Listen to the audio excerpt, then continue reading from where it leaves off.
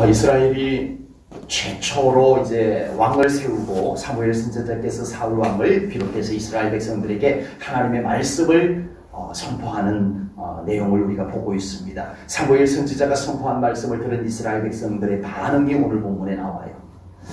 하나님의 말씀에는 능력이 있습니다. 아멘. 하나님의 말씀은 살아 있습니다. 아멘. 하나님의 말씀에는 생명이 있습니다. 아멘. 그래서 하나님의 말씀이 선포될 때 우리가 믿음으로 받으면 그 말씀이 나를 터치해요. 아멘. 말씀이 나를 만지셔요. 그런 경험하셨어요? 네. 왜 그럴까요? 하나님의 말씀은 살아있기 때문에 그렇습니다. 아멘. 하나님의 말씀 속에는 능력이 있기 때문에 그 말씀이 나를 만지세요. 네. 때로는 그 말씀이 나의 급소를 찌르기도 해요. 말씀이 나를 찌르기도 해요. 아멘. 성경에 돌아와요. 때로는 그 말씀이 우리의 아픈 곳을 어루만져 주시기도 합니다. 아멘. 하나님의 말씀이 어쩌면 그렇게 위로가 되는지 경험하셨죠? 아멘. 정말 어느 날 힘들고 지쳐 있는데 마음이 상해 있는데 성경을 그냥 펴서 읽었는데 그 말씀이 그냥 내 마음을 시원하게 해주는 느낌들. 하나님의 말씀은 살아있기 때문에 그렇습니다. 네, 그런 느낌들이 있어요. 때로는 하나님의 말씀이 우리의 더러운 것을 씻어내리는 것과 같은 경험도 하게 될 거예요. 그리고 때로는 우리를 하나님의 말씀이 때리기도 합니다. 아멘 안 하시지만 하나님의 말씀이 나를 혼내기도 합니다. 아멘. 나를 때리기도 하시는 거예요. 네, 말씀은 살아있기 때문에 그래요. 사도행전에 보면은요, 베드로가 사도행전 2장에 보면은 이제 마가의 다락방에서 성령 충만함을 받은 베드로가 일어나서 하나님의 말씀을 선포를 합니다. 근데 그 말씀을 듣는 유대인들이 베드로가 선포하는 말씀이 그들의 마음을 찔렀다라고 나와요. 찔렀다고 나와요. 그리고 사도행전 7장에 가면 이번에는 스데반 집사님이 성령이 충만해가지고 하나님의 말씀을 선포하는데 그 말씀을 듣던 유대인들이 똑같이 하나님의 말씀이 그들의 마음을 찔렀다라고 나와요. 말씀이 사람들의 마음을 찔렀다고 성경에 나와요. 그런데 반응은 달랐어요. 사도행전 2장에서 이 베드로가 하나님의 말씀을 선포했을 때 그곳에서 베드로가 선포하는 말씀을 받았던 유대인들이 말씀이 자기들의 마음을 찔렀어요. 그때 이 반응을 우리가 한번 보겠습니다. 사도행전 2장 37절입니다. 그들이 이 말을 듣고, 이 말은 베드로가 선포하는 말씀이에요. 베드로가 선포하는 말씀을 듣고 어떻게 했다고요? 마음에 찔렸대요. 그 말씀이 그들의 마음을 찔렀대요. 찔려 베드로와 다른 사도들에게 물어 이르되 형제들아 우리가 어찌할꼬? 이 말씀을 들으니 그 말씀이 나를 찌르는데 우리가 어떻게 해야 할까요? 네, 회개하라. 베드로가 그렇게 외칩니다. 그래서 그 말씀에 찔림을 받은 사람들이 하나님 앞에 회개하고 주 예수 그리스도 앞에 회개하고 죄 용서함을 받는 놀라운 회개의 역사가 일어났던 거예요. 그런데 똑같이 마음을 찔렀는데 스데반 집사님이 말씀을 선포했을 때 그 말씀이 자기들의 마음을 찔러올 때 반응은 달랐어요. 사도행전 7장 54절입니다. 그들이 이 말을 듣고, 여기서 이 말은 스데반 집사님이 성령 충만해서 선포하는 말씀을 듣고 마음에 어떻게 했다고요? 똑같이 찔렸어요. 예, 사도행전 2장에서처럼 하나님의 말씀이 그들의 마음을 찔렀어요. 그런데 이 사람들의 반응은 어떻게 났냐면은 이 말을 듣고 마음에 찔려 그들이 향하여 이를 갈았대요. 내 스데반을 죽이고 말 거야. 네, 이렇게 되는 거예요. 한쪽에서는 말씀이 자기를 찌를 때 우리가 어떻게 해야 됩니까? 우리가 하나님 앞에 어떻게 해야 살 수 있죠? 회개하는 반응이 일어났는데 한쪽에서는 화를 냈어요. 스데반을 죽여버릴 거야. 이렇게 부르는 거예요. 결국은 스데반 집사님을 돌로 쳐서 죽이게 됩니다. 이 사람들이. 하나님의 말씀이 자신을 찌를 때 회개할 수 있는 믿음이 있는가? 말씀이 하나님의 말씀이 나를 찌름에도 불구하고 화를 불어내릴 것인가? 이 신앙에는 엄청난 차이를 가져온다라고 하는 사실입니다. 말씀 앞에 회개로 반응하면 그 사람은 회복이 되고 살게 됩니다. 아멘. 하나님의 말씀 앞에 하나님의 말씀이 나를 찌르거나 하나님의 말씀이 나를 터치할 때 오히려 그 말씀에 화를 내고 거역하게 되며 결국은 하나님의 다루심에 들어갈 수밖에 없다라고 하는 사실입니다. 오늘 본문에도 사무엘 선지자가 이제 처음 왕을 세우고 이 백성들과 왕이 된 사울을 앞에 놓고 하나님의 말씀을 선포를 합니다. 그때 이 이스라엘 백성들, 사무엘 선지자의 선포되는 말씀을 들은 이스라엘 백성들의 반응을 한번 볼게요. 본문 19절입니다. 모든 백성이 사무엘에게 이르되, 하나님의 말씀을 선포한 사무엘에게 이르되, 당신의 종들을 위하여 당신의 하나님 여호와께 기도하여 우리가 죽지 않게 하소서. 우리가 우리의 모든 죄에 왕을 구하는 악을 다하였나이다. 아멘. 예, 오늘 본문에서도 이 이스라엘 백성들이 사무엘 선지자가 선포하는 말씀을 듣고 우리가 죄를 지었군요, 우리가 하나님 앞에 참 잘못했군요 하고 회개하는 반응을 보였다는 거예요. 하나님의 말씀 앞에 큰 두려움을 느낀 거예요. 하나님이 우리를 심판하시면 어떡하지? 사무엘 선지자요, 우리에게 이 하나님의 심판이 오지 않도록 기도해 주세요, 중보기도해 주세요 라고 요청하는 장면을 보게 됩니다. 마치 베드로의 설교를 듣고 그 유대인들이 우리가 어찌할꼬, 우리가 어떻게 하면 돼요, 우리가 어떻게 하면 구원받아요, 우리가 어떻게 하면 이 죄사함을 받아요, 그랬던 반응하고 똑같습니다. 우리가 선포되는 말씀을 믿음으로 받으려고 한다면 그 말씀이 나를 터치하는 것이 깨달아질 줄로 믿습니다. 아멘. 말씀을 믿음으로 받을 때만이 있을 수 있는 반응이에요.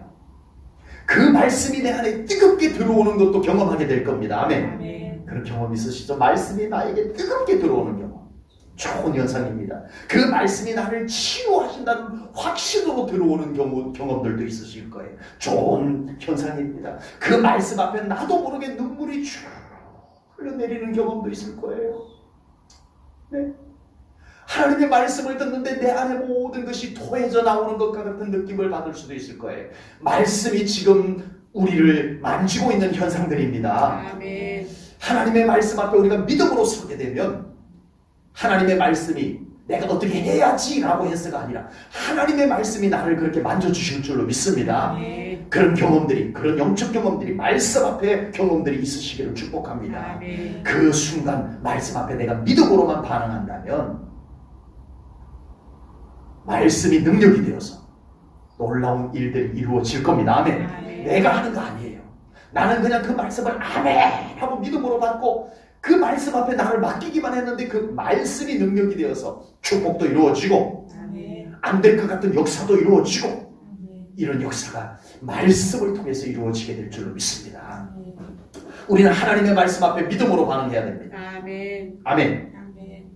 하나님의 말씀 앞에 다만 믿음으로 반응하자. 이게 우리 믿는 사람의 자세입니다.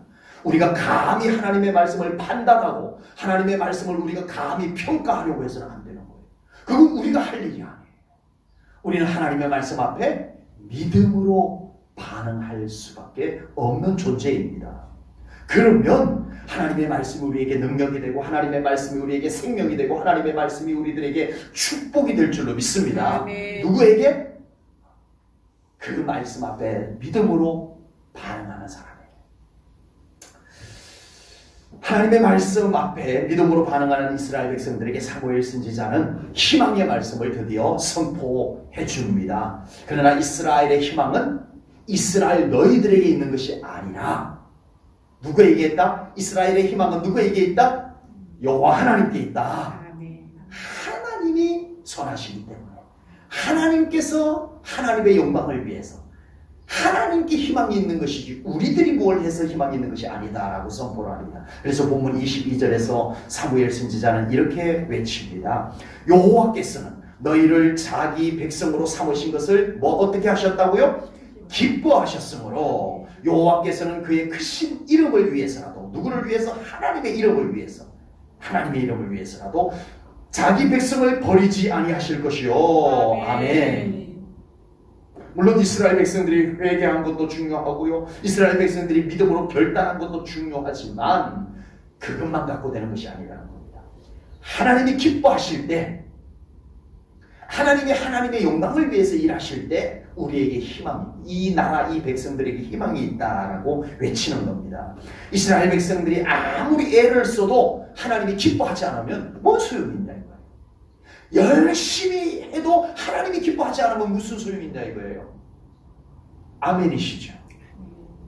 우리가 열심히 하는 게 중요한 게 아니고 하나님이 기뻐하셔야 돼요. 아멘. 이스라엘 백성들이 아무리 잘해도, 자기들은 잘한다 해도 하나님이 기뻐하지 않으면 무슨 소용이 있냐고요. 무슨 소용이 있냐고. 그래서 사무엘 선지자는 이스라엘의 희망은 누구에게 있다? 하나님께 있다. 아멘. 이렇게 외치는 겁니다. 사무엘 선지자께서도 이스라엘의 회복을 위해서 최선을 다해봤어요. 예, 전국을 순회하면서 하여튼 할 수 있는 거 다 했어요. 수고, 노력했어요. 그러나 사무엘 선지자의 수고 때문에 이스라엘이 회복되고 이스라엘의 희망이 이루어진다? 아니라는 거죠. 사무엘 선지자는 그렇게 말하지 않았어요. 내가 이 나라의 선지자로서, 사사로서, 제사장으로서 전국을 돌아다니면서 내가 열심히 했기 때문에 우리나라 이제 좋아질 겁니다. 그렇게 말하지 않았어요. 나는 돌아다니면서 뭐만 했다? 하나님이 기뻐하실 일만 했다. 아멘. 그랬더니 하나님이 기뻐하셔서 이제 이 나라가 다시 하나님이 기뻐하는 모습이 되는 것을 하나님이 보시고 이제는 하나님이 흐뭇해하시고 기뻐하심으로써 우리나라에 희망이 있다. 이렇게 말씀하는 거예요. 사무엘 선지자가 전국을 돌아다니면서 새마을 운동하고, 네, 도덕성 회복하고 실컷 했는데 하나님이 이렇게 보실 때 흐뭇해 하시는 것이 안 보이면 뭔 소용이 있냐 이거지. 사무엘 선지자가 그걸 알아요. 그런데 사무엘 선지자는 전국을 순회하면서 뭐 했어요? 하나님이 기뻐할 것을 다 하고 다닌 거예요. 아멘. 예. 말씀 회복하고 이스라엘 백성들이 다시 하나님께로 돌아오게 만들어서 하나님이 보시고 잘한다 하실 일들, 예배 회복하고, 하나님이 보시고 너무 잘한다, 너무 좋다, 하나님이 나 기분 좋아, 사무엘 네가 해놓은 것들이 나 너무 참 마음에 들어, 이것만 한 거예요. 사무엘이 돌아다니면서 그런 거, 하나님이 기뻐하실 일들만 한 거예요. 그래서 이제는 이스라엘이 하나님이 기뻐하는 자들이 된 거예요. 아멘. 하나님께서 기뻐하실 일들이 생긴 이스라엘을 하나님께서 축복해 주시는 거예요. 아멘. 여러분, 하나님의 축복을 받고 싶은 사람이 많아요, 적어요? 굉장히 저는 어려운 질문만 드립니다. 하나님 축복받고 싶은 사람 많아요. 너도 나도 다 하나님 축복받고 싶어요. 그런데 정말 하나님 축복받는 비결, 방법, 그걸 모르는 사람이 생각보다 많다는 거예요. 오늘 본문 22절에서 사무엘 선지자가 고백한 내용 속에는 정말 우리가 하나님의 축복받는 비결이 무엇인지를 나옵니다. 그게 뭘까요? 하나님께서 기뻐하시도록 살아가라 이거예요. 아멘. 정말 오늘 저는 이 말씀 준비하면서요, 한없이 아멘 했어요. 아멘. 축복받고 싶으십니까? 하나님이 기뻐하는 모습으로 사세요. 아멘. 정답이에요. 이 말처럼 참 멋진 말이 없는 것 같아요. 그래서 저는 오늘 이 말씀 준비하면서 제 자신에게도 끊임없이 하나님 기뻐하는 모습이 되자, 하나님 기뻐하는 모습으로 살자, 하나님이 기뻐하는 내가 되자, 하나님이 기뻐하는 우리 제일 전후교회 성도님들이 그렇게 되시기를 축복합니다. 아멘. 더도 말고 덜도 말고, 뭐 이건 이렇게 하세요, 저건 저렇게 하세요, 다 말 필요 없을 것 같아요. 우리 정말 하나님 기뻐하는 모습 됩시다. 아멘. 그거면 충분할 것 같아요. 네. 지금 하나님 기뻐하는 모습 되고 있습니까? 라고 질문 던졌을 때 우리 완벽하지는 못하지만 그래도 나에게 하나님이 기뻐하는 모습이 언뜻 떠올려질 만큼은 살아야 될 거 아니야. 하나님이 고개 절레절레 흔들 것들이 먼저 떠올려지는 내 삶의 모습이 되어서는 안 되겠다.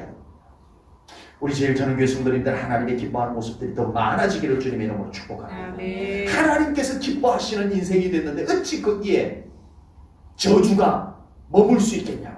하나님 기뻐하는 인생이 되었는데 어찌 하나님의 은혜와 복이 거기에 깃들지 않겠냐고.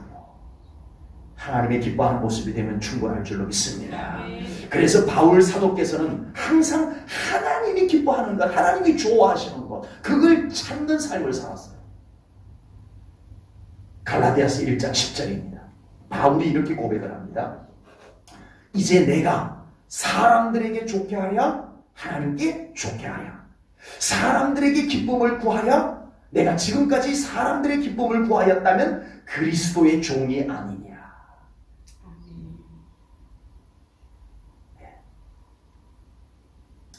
물론 사람에게도 좋고 하나님께도 좋으면 최고입니다만은 그게 그렇게 되기가 쉽지 않잖아요. 만약에 우리가 사람에게 기쁘게 하려니 하나님이 싫어할 것 같고 하나님을 기쁘시게 하려니 사람이 싫어할 것 같을 때 과연 우리는 누구를 기쁘게 할 것인가? 이 문제예요. 이 문제. 우리가 하나님도 기쁘시게 하고 사람도 기쁘게 할 수 있으면 더 말할 것 없이 좋지만 그게 아니라면 바울은 하나님을 기쁘시게 하겠다는 거예요. 하나님을 기쁘시게 하겠다는 거예요. 때로는 사람에게 기쁨이 되기 위해서 하나님의 마음을 속상하게 하는 일 하지 않겠다는 거예요. 우리가 살아가다 보면 왜 안 생기겠어요? 여러분 목회하다 보니까요 참 그럴 때가 많이 생겨요. 우리 성도님들 속상할까 봐 하나님 죄송해요. 이럴 때가 참 많습니다. 네, 진짜 많아요. 우리 성도님들에게 냉정하게 아니요, 그건 하나님이 기뻐하는 것 아닙니다. 할 수 있는 목사가 진짜 목사입니다. 하나님께 기쁨이 되는 것이 이겁니다 하고 우리 성도님들에게 바로 가르쳐 줄 수 있는 목사가 진짜 목사입니다. 제가 잘 그렇지 못해서 하나님 앞에 고개 들지 못할 때가 때로는 있습니다. 예수님께서도 동일한 말씀을 하셨어요. 요한복음 8장 29절입니다. 나를 보내시니가, 예수님께서 하신 말씀이세요. 나를 보내시니가 나와 함께 하시도다. 나는 항상 그가 기뻐하시는, 하나님이 기뻐하시는 일을 행함으로 나를 혼자 두지 아니하셨느니라. 아멘. 예수님이 뭐라고 고백을 해요? 하나님께서 나는 하나님의 아들이니까 그냥 나를 혼자 두지 않으셨어 이러지 않고, 내가 하나님의 아들이지만 내가 하나님이 기뻐하는 일을 행했으므로 나를 혼자 두지 아니하셨도다 이렇게 말합니다. 네? 우리의 신앙생활 속에 이 고백들이 있어야 될 줄로 믿습니다. 하나님이 기뻐하는 모습이 되십시오. 어려워도 힘들어도 손해가 있어도 때로는 사람들이 나를 오해를 해도 한 가지 수요 예배 나오신 우리 분들에게만 부탁할 수 있는 부탁을 드리겠습니다. 혹시 제가 우리 하나님께 기쁨이 되는 일로 우리 성도님들에게 그러지 마세요라고 하면 저를 목사님이 하나님을 기쁘시게 하려고 그러는가 보다, 좀 받아주시기 바랍니다. 아멘. 네, 좀 그럴 수 있었으면 참 좋겠어요. 네. 저도 좋고 그렇게 된 우리 성도님들도 하나님의 기쁨이 되어서 좋은 줄로 믿습니다. 이제 사무엘 선지자께서 이스라엘 백성들에게 권면합니다. 오늘 본문 24절입니다. 너희는 여호와께서 너희를 위하여 행하신 그 큰 일을 생각하여 오직 그를 경외하며, 하나님을 경외하며 너희의 마음을 다하여 하나님을 진실이 섬기라. 아멘. 자, 이제 내가 너희들을 위해서 기도해 줄 테니까 이스라엘 백성들이여, 그리고 사울 왕이여, 절대 잊어버리지 말고 이제부터 하나님을 경외하고 하나님을 신실하게 잘 섬기시오. 이스라엘 백성들이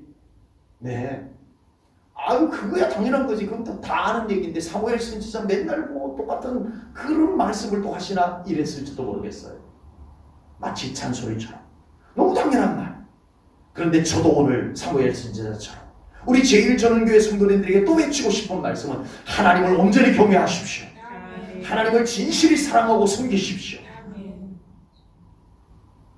마치 부모님이 자녀들에게 잔소리하듯이 너무 중요하니까 했던 말 또 하듯이 우리 제1전원교회 성도님들에게 이 말씀을 또 드리고 싶습니다. 아멘. 우리 하나님 진실하게 경외하고 진실하게 사랑하고 진실하게 섬길 수 있는 그 믿음의 삶을 놓치지 않는 우리 사랑하는 성도님들 꼭 되시기를 주님의 이름으로 축복합니다. 특히 지금 사무엘 선지자가 이스라엘 백성들에게 이 말씀을 외치는 것은 더 타이밍도 의미도 중요한 거예요. 이제 이스라엘 백성들이 처음으로 왕이 세워졌어요. 이제 왕이 이스라엘을 통치를 할 겁니다. 전쟁도 하고 또 이스라엘의 여러 가지 행정적인 것도 할 것이고 통치를 할 거예요. 그러면 이제 왕이 다 알아서 해주겠지 뭐. 우리나라 잘 살고 못 사는 건 왕이 알아서 해주겠지 뭐. 네? 그건가요? 사무엘 선지자는 그렇지 않다는 거예요. 이스라엘 백성들아 들을지어다. 왕이 세워졌을지라도 이 나라를 붙잡아 주시는 분은 오직 여호와 하나님이시니라. 왕보다 중요한 분 하나님을 끝까지 잘 경외하고 그 하나님 의지하고 그 하나님과 함께 살아가는 이 나라, 이 백성들 그리고 이스라엘의 왕이 되시기 바랍니다. 이 설교예요. 이 설교예요. 안타깝게도 사울 왕도 그걸 금방 잊어버려요. 이제 왕이 되고 난 뒤에 이 사무엘 선지자가 그렇게 외쳤던 이 말씀을 너무 쉽게 잊어버려요. 여러분 우리 제1전원교회 성도님들 너무 당연한 말씀 드리면 목사님 또 그런 말씀 하나보다 하고 휙 잊어버리는 것하고 비슷할 수도 있어요. 제가 만약에 오늘 수요일 저녁에도 우리 제1전원교회 성도님들 예수님 잘 믿으십시오 라고 하고 돌아오는 주일날 또 우리 예수님 잘 믿으십시오 라고 한다면 늘 듣던 얘기 또 그 다 아는 얘기 뭐 우리가 초신자인가 뭐 할 그 얘기. 근데 그게 중요한데 그걸 놓치다라는 거예요. 이 이스라엘 백성들이 그래요. 사울 왕이요. 그건 뭐 다 아는 건데 뭐 하고는 잊어버려요. 이스라엘의 왕이 되고 난 뒤에 사무엘 선지자가 정말 그 가슴에서 피를 토하듯이 외쳤던 하나님 잘 경외하세요. 하나님 진실하게 섬기세요. 이 메시지를 소홀히 여겨버렸어요. 결국은 하나님께 버림을 받고 나라가 어려워지는 지경이 되는 겁니다.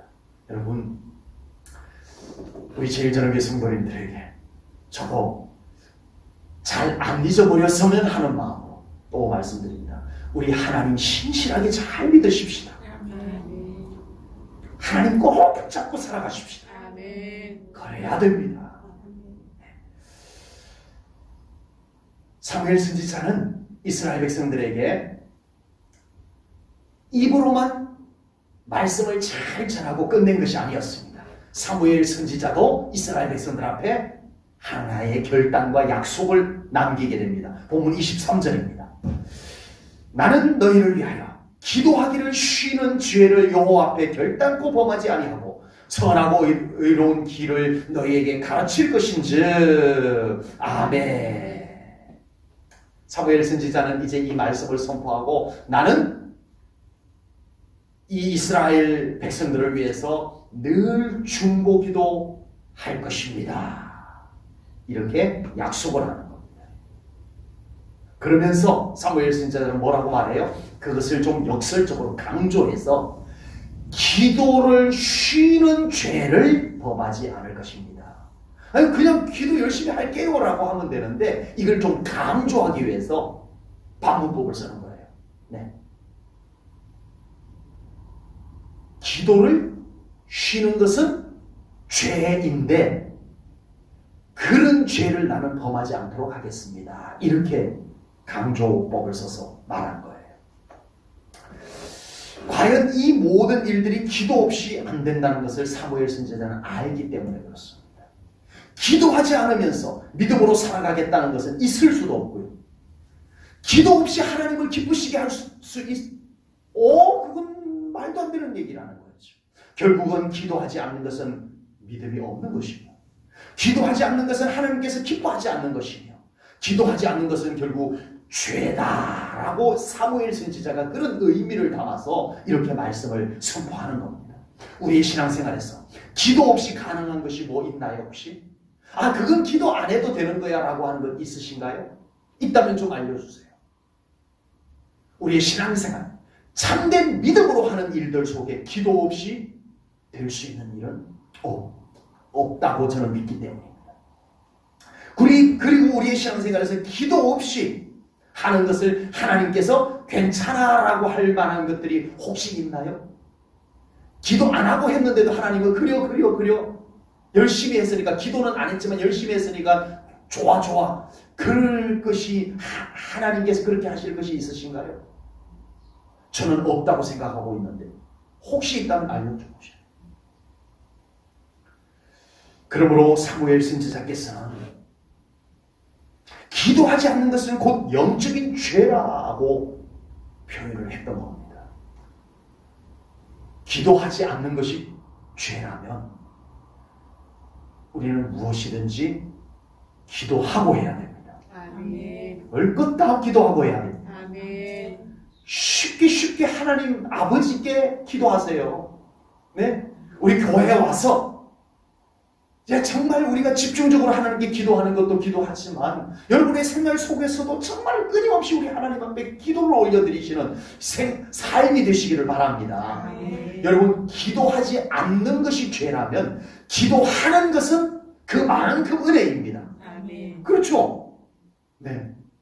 이렇게 표현할 수 있어요. 사무엘 선지자가 강조하기 위해서 기도하지 않는 죄를 범하지 않겠다라고 했지만, 나는 열심히 기도하는 은혜를 이 나라를 위해서 더하겠노라, 이렇게 표현해도 되는 거예요.